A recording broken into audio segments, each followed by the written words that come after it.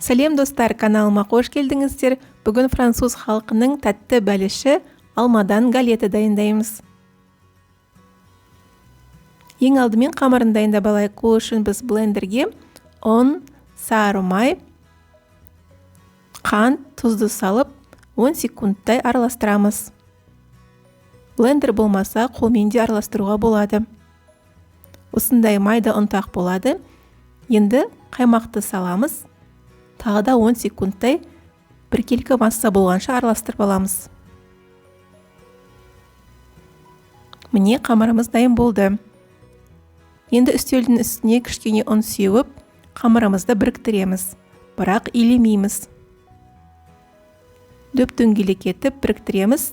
Целлофан пакетіне немесе пищевая пленкаға орап, тоңазытқышқа жарты сағатқа салып қоямыз. Енді салмасын дайындайық. Ол үшін бізге 3 немесе 4 дана ірі алма қажет. Алманың қышқыл болғаны жақсы.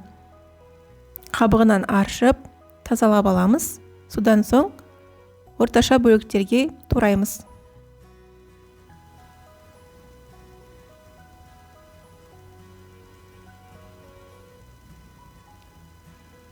Табаны қыздырып, 1,5 ас қасық сары май саламыз.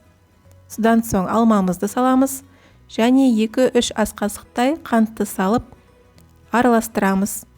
Алманың түсі карамельді түске енуі қажет. Үлкен отта араластырамыз. Шамамен 5 минуттай. Міне біздің алмамыз дайын болды. Енді қамырымызға кішкене ұн сеуіп, диаметрі 28-30 см болатындай етіп жаямыз. Жан-жағын қолымыздың көмегімен тегістеп шығамыз. Ортасына алмадан жасалынған начинкасын саламыз. Жан-жағында кішкене орындар қалдырамыз.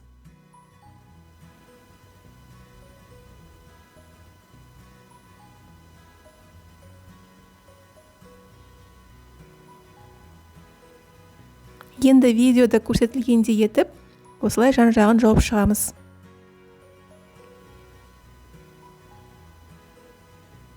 Жүз 70-180 градус қызып тұрған пеште шамамен 30-35 минуттай пісіреміз. Міне біздің алмадан жасалған галетамыз дайын болды. Суыған соң үстіне кішкене қант ұнтағын себеміз. Өте дәмді болады, қамыры жұп-жұмсақ, үгітілмелі қамыр. Жасап көріңіздер. Видео ұнаса лайк басып, комментарий жазып, каналға тіркелуді ұмытпаңыздар. Сіздермен бірге болған Мөлдір, сау болыңыздар.